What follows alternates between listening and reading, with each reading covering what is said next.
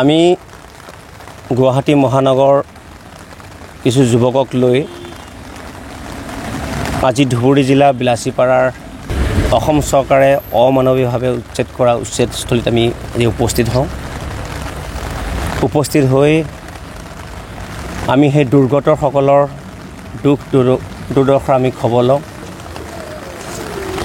দুৰ্গতসকলৰ যদি কাষত আমি যাওঁ, তেওঁলোক আজি মানুহ যেনেকৈ জীয়াই থাকিব তেনেকৈ তেওঁলোক জীয়াই থাকিব পৰা নাই। গৰু ছাগলীৰ লগত একেলগে সহাৱস্থান কৰিছে। ইয়াত আমি খবৰ লৈ দেখোঁ বহুত ইয়াত ৰোগী আছে, চিকিৎসা নাই, গৰ্ভৱতী মহিলা আছে, কণ শিশু আছে, বহুত বিদ্যালয়মুখী ছাত্ৰ ছাত্ৰী আছে। কণ শিশুহঁতৰ আজি ভৱিষ্যত নাই। বিদ্যালয়মুখী ছাত্ৰ ছাত্ৰী বিদ্যালয় নাই, বিদ্যালয় ভাঙি দিয়া হৈছে। ছাত্ৰ ছাত্ৰী অসুৰক্ষিত শৈক্ষিক ভৱিষ্যত দেখিলোঁ আমি ইয়াতে। ৰাজ্যৰ মাননীয় মুখ্যমন্ত্ৰী ডক্টৰ হিমন্ত বিশ্ব শৰ্মা ডাঙৰীয়াই সঘনাই আমি কোৱা দেখোঁ যে ৰাজ্যখন শৈক্ষিক উত্তৰণ কৰিব লাগিব, ৰাজ্যখনৰ অৰ্থনীতি উত্তৰণ কৰিব লাগিব। ৰাজ্যৰ মাননীয় মুখ্যমন্ত্ৰী ডাঙৰীয়াৰ কথাবিলাক যে সংলাপ আছিল, এই কথাটো আমি বাৰে বাৰে কৈ আহিছিলোঁ। আজিও ইয়াত আহিবা আমি স্পষ্ট হৈ গ'ল, মাননীয় মুখ্যমন্ত্ৰী ডাঙৰীয়াৰ কথা আৰু কামৰ মাজত কোনো ধৰণৰ মিল নাই।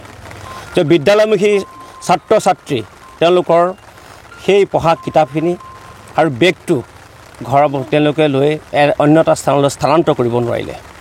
আজি ছাত্ৰ ছাত্ৰী বিদ্যালয় ছাত্ৰ ছাত্ৰী তেওঁলোকৰ কিতাপৰ ওপৰত আজি বুলডোজাৰ চলিলে, এটা পৰিকল্পিত বুলডোজাৰ।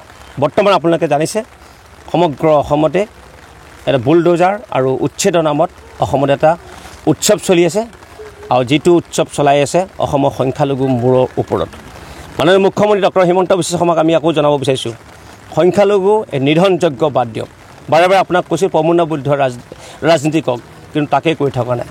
এইসকল যদি প্ৰকৃতাৰ্থত যদি ভাৰতীয় নহয়, ইয়াত বসবাস দিয়াটোৱে ভুল আছে। যদি বুলডোজাৰ চলে লগে লগে যিখন দেশৰ নাগৰিক হওক তেওঁলোকৰ প্ৰত্যাৱৰ্তন চুক্তি কৰি তাত বিদায় দিয়ক, আমাৰ কোনো আপত্তি নাই। যদি ভাৰতীয় হয়, ভাৰতীয় ওপৰত তেনেকুৱা অন্যায় বন্ধ কৰিব লাগিব। ভাৰতীয় ওপৰত তেনেকুৱা অত্যাচাৰ কিটো কাৰণে কেতিয়াও নহয়। বিশ্ব এখন গৌৰৱময় দেশ হ'ল ভাৰত। ভাৰতৰ এটা যিখন সংবিধান বিশ্বত বিৰল, এই বিৰল সংবিধান থকা দেশ ভাৰতৰ এখন অংগৰাজ্য। অসম ৰাজ্যত এনেকুৱা ধৰণৰ এখন এনেকুৱা মানুহৰ ওপৰতে নিৰ্ধন, মানুহৰ ওপৰতে অত্যাচাৰ, আজি শিক্ষাৰে গোটেই আকাশ চুইছে। আজি মানৱ সমাজ বহুত ওপৰলৈ গুচি গ'ল, কিন্তু আমাৰ ইয়াত মানৱ সমাজখন চৰকাৰৰ হাতোৰাত, চৰকাৰে বাৰে বাৰে টাঙোন দি সমাজখনক বহুত হ'লেগে পেপুৱা লগা কৈছে, সমাজখনক ঢলি পেলাই দিছে। গতিকে আপোনালোকৰ জৰিয়তে আমি ৰাজ্য চৰকাৰখনক পুনৰ ক'ব বিচাৰিছোঁ, অসমখন তেনেকৈ ৰাখিব, এখন সমন্বয় আৰু সম্প্ৰীতিৰ এখন, যিখন অসমত আমাৰ গুৰুজনা বিশ্ব গুৰুজনা শংকৰদেৱৰ জন্মস্থান আছিলে, যিখন অসমত গোটেই এইখন পবিত্ৰ অসম বা গোটেই বিশ্বলৈ এটা বাৰ্তা প্ৰেৰণ কৰিছিলে।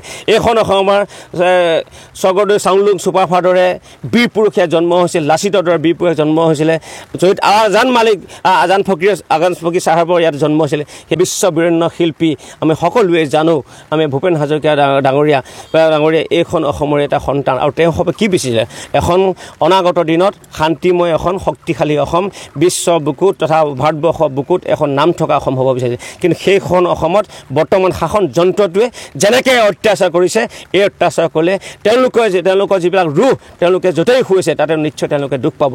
গতিকে আজি আমি আকৌ মনত পেলাব বিচাৰিছোঁ আমাৰ মৰমৰ ভূপেন দালৈ। আজি আমি আকৌ মনত পেলাব বিচাৰিছোঁ চাউলুং স্বৰ্গদেউ চুকাফালৈ। আমি আজি আকৌ মনত পেলাব বিচাৰিছোঁ আমাৰ বীৰ লাচিতলৈ মনত পেলাইছোঁ। এই আপোনালোকে প্ৰতিষ্ঠা কৰিব বিচৰা, আপোনালোকে ভবা শান্তি অসমখন বৰ্তমান শাসক শক্তিটোৱে অশান্তি কৰিব লৈছে। গতিকে আমি আপোনালোকৰ জৰিয়তে চৰকাৰখনক কৈছোঁ, সেই পুৰুধা ব্যক্তি হ'লে এখন শক্তিশালী সমন্বয় অসম বিচাৰিলে, যিখন অসমত অনাদি অনন্তকালে শক্তিশালী অসমীয়া ভাষা সংস্কৃতি এটা শক্তিশালী থাকিব, সেইখন অসমত আজি এনেকুৱা এটা অৱস্থা হৈ গৈছে।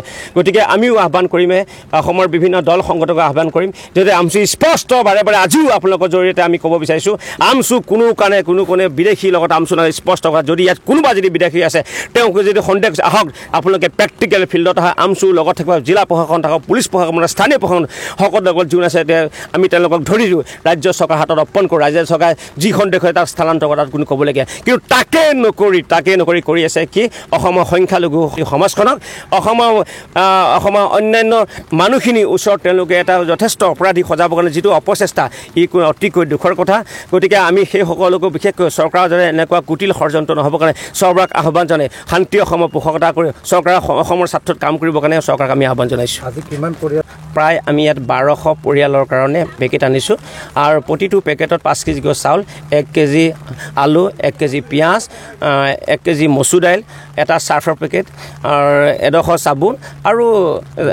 আৰু 1 পেকেট নিমখ দিয়া ব্যৱস্থা আমি কৰিছোঁ এইসকল ভাৰতীয় আটাইতকৈ ডাঙৰ পৰীক্ষাটো দিছে ৰাষ্ট্ৰীয় নাগৰিকপঞ্জী তেওঁলোকে পৰীক্ষা দিছে পৰীক্ষাত উত্তীৰ্ণ হৈ ৰাষ্ট্ৰীয় নাগৰিকপঞ্জী তেওঁলোকৰ নাম অন্তৰ্ভুক্ত হোৱাৰ পিছত এইসকল ভাৰতীয় মৌলিক অধিকাৰ বৰ্তমান শাসকীয় চৰকাৰখনে পদে পদে খৰ্ব কৰিছে মৌলিক অধিকাৰ সাংবিধানিক অধিকাৰ সংকুচিত কৰিছে ই চৰম এটা অন্যায় কৰিছে এখন কল্যাণকামী চৰকাৰৰ এইটো চৰিত্ৰ কোনো কাটে কেতিয়াও হ'ব নোৱাৰে বাৰে বাৰে মৌলিক অধিকাৰ অন্য বস্ত্ৰ বাসস্থানৰ ওপৰত তেওঁলোকৰ সদায় বাৰে বুলডোজাৰ পৰিছে কিন্তু অতি দুখৰ কথা এই মানুহৰ এনেকুৱা এটা অৱস্থাত মানুহ মানে পশু সদৃশ এটা অৱস্থাত মানুহে বসবাস কৰিছে ইয়াত কোনো ধৰণৰ চিকিৎসা নাই উচ্ছেদ কৰিলে জিলাৰ প্ৰশাসনৰ কোনো দায়িত্ব নাছিল নেকি ৰাজ্য চৰকাৰখনৰ কোনো দায়িত্ব নাছিল নেকি ইয়াত মানুহ বেমাৰত মানে ককবকাই ফুৰিছে চিঞৰ বাখৰ চিৎকাৰ মানুহৰ কানুন এটা খুব এটা শোকাকুল এটা পৰিৱেশ ৰাজ্য চৰকাৰখনৰ হৃদয়হীন এখন চৰকাৰ মানে তেওঁলোকে একমাত্ৰ সংখ্যালঘু হোৱাৰ কাৰণে তেওঁলোকক